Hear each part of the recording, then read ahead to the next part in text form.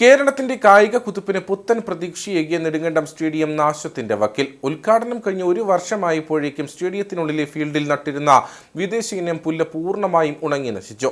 അന്താരാഷ്ട്ര നിലവാരത്തിൽ നിർമ്മിച്ച കേരളത്തിലെ ആദ്യ ഹൈ ഓൾട്ടിറ്റ്യൂഡ് സ്റ്റേഡിയമാണ് നെടുങ്കണ്ടത്തേത്. കിഫ്ബിയിൽ നിന്ന് 10 കോടിയും സർക്കാർ വിഹിതമായ 3 കോടിയും നെടുങ്കണ്ടം ഗ്രാമപഞ്ചായത്തിന്റെ 1 കോടി രൂപയും ചിലവഴിച്ചാണ് നെടുങ്കണ്ടത്ത് സ്റ്റേഡിയം പണിതത്. കഴിഞ്ഞ വർഷം ഫെബ്രുവരി 3-ന് ഉദ്ഘാടനം നടന്നു. ഒരു വർഷം കഴിഞ്ഞിട്ടും സ്റ്റേഡിയത്തിന്റെ പണികൾ പൂർത്തിയാക്കി പഞ്ചായത്തിന് കൈമാറിയിട്ടില്ല. ലക്ഷങ്ങൾ മുടക്കിയാണ് സ്റ്റേഡിയത്തിൽ ബെർമുഡ ഗ്രാസ് നട്ട് പിടിപ്പിച്ചത്. എന്നാൽ ഈ പുല്ല് നനയ്ക്കാനുള്ള സ്പ്രിംഗ്ലർ സംവിധാനം പൂർത്തിയായിട്ടില്ല. അന്തരീക്ഷ താപനില മനസ്സിലാക്കി സ്വയം പ്രവർത്തിക്കുന്ന സ്പ്രിംഗ്ലറാണ് സ്റ്റേഡിയത്തിൽ സജ്ജീകരിച്ചിരിക്കേണ്ടത്. ഇത്തരം സെൻസറുകൾ ഘടിപ്പിച്ച 30ഓളം സ്പ്രിംഗ്ലർ വേണം.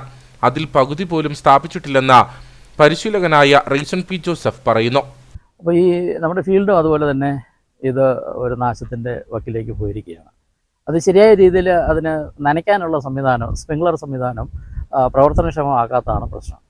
അത് സ്വാഭാവികമായിട്ടും കരാറുകാരൻ അദ്ദേഹത്തിൻ്റെ പ്രവൃത്തിയിൽ വരുന്ന ഒരു കാര്യമാണ്. ഇതിൻ്റെ അകത്ത് സ്പ്രിംഗ്ലർ സംവിധാനം എല്ലാം സെറ്റ് ചെയ്തിരിക്കുന്നതാണ്. അതിന് എവിടെയോ ഒരു ചെറിയ മിസ്റ്റേക്ക് ഉള്ളതായിട്ട് മനസ്സിലാക്കി അവരെ നമ്മൾ അത് പുനഃസ്ഥാപിക്കുന്നതിന് വേണ്ടി അവർ ഒരു മാസം മുമ്പ് ഇവിടെ വന്ന പണികൾ പകുതിയാക്കി പിന്നെ ഉപേക്ഷിച്ച് പോവുകയാണ് ഉണ്ടായത്. അവർ അടിയന്തരമായിട്ട് അവരെ കൊണ്ട് തന്നെ നിയമ നടപടി സ്വീകരിച്ച് എത്രയും വേഗം അത് പണികൾ പൂർത്തിയാക്കാനുള്ള നടപടികൾ ഇനിയും സ്വീകരിക്കുന്നില്ലെങ്കിൽ നമ്മുടെ ഫീൽഡ് ഇത് വലിയ നാശത്തിലേക്ക് പോകും എന്ന കാര്യത്തിൽ സംശയമില്ല. 6 ഏക്കർ വരുന്ന സ്റ്റേഡിയം കോമ്പൗണ്ടിൽ യഥേഷ്ടം വെള്ളം ലഭിക്കുന്ന കുളവും മോട്ടോറുമുണ്ട്. ചെലവായ തുകയെ സംബന്ധിച്ച് നിർമ്മാണ ഏജൻസിയായ കിറ്റ്കോയും കരാറുകാരനും തമ്മിൽ തർക്കമുയർന്നതോടെ പണികൾ ഉപേക്ഷിച്ച് കരാറുകാരൻ മടങ്ങിയതായി നെടുങ്കണ്ടം ഗ്രാമപഞ്ചായത്ത് അംഗം ജോജി ഇടപ്പള്ളിക്കുന്നേൽ പറഞ്ഞു. ഇപ്പോൾ ഇതിന്റെ ഒരു അവസ്ഥ എന്ന് പറഞ്ഞാൽ നമ്മൾ കണ്ടു കഴിഞ്ഞാൽ നമുക്ക് മനസ്സിലാകും, ഈ സ്റ്റേഡിയത്തിലെ പച്ച പുൽത്തകടി, ഈ മൈതാനത്തിലെ പച്ച പുൽത്തകടി മുഴുവൻ കരിഞ്ഞുണങ്ങിയ നാമാവശേഷമായിരിക്കും. അതിന്റെ കാരണം എന്ന് പറയുന്നത് എല്ലാ ഇന്റർനാഷണൽ സ്റ്റേഡിയങ്ങളിലുമുള്ള എല്ലാ നൂതനമായ ആധുനികമായ എല്ലാ ടെക്നോളജികളും ഈ സ്റ്റേഡിയത്തിൽ ഉപയോഗിച്ചിട്ടുണ്ട്. എന്ന് പറഞ്ഞാൽ നമ്മുടെ അന്തരീക്ഷത്തിലെ ഊഷ്മാവ് ഉയരുന്നതനുസരിച്ച് അല്ലെങ്കിൽ ടെമ്പറേച്ചർ ഉയരുന്നതനുസരിച്ച് ഓട്ടോമാറ്റിക്കായി സ്പ്രിംഗ്ലർ സംവിധാനം ഈ സ്റ്റേഡിയത്തിൽ ഭൂമിക്കടിയിൽ നിന്ന് ഉയർന്നു വന്ന് ഈ പുൽത്തകടി നനച്ച് പുല്ല് നല്ല മനോഹരമായി നിലനിർത്തുന്നതിനുള്ള എല്ലാ ടെക്നോളജി ഇതിൽ ഉപയോഗിച്ചിട്ടുണ്ട്. പക്ഷേ ഈ കരാറുകാരൻ അത്തരത്തിലുള്ള പ്രവർത്തനങ്ങളൊന്നും ഇവിടെ നടത്തിയിട്ടില്ല.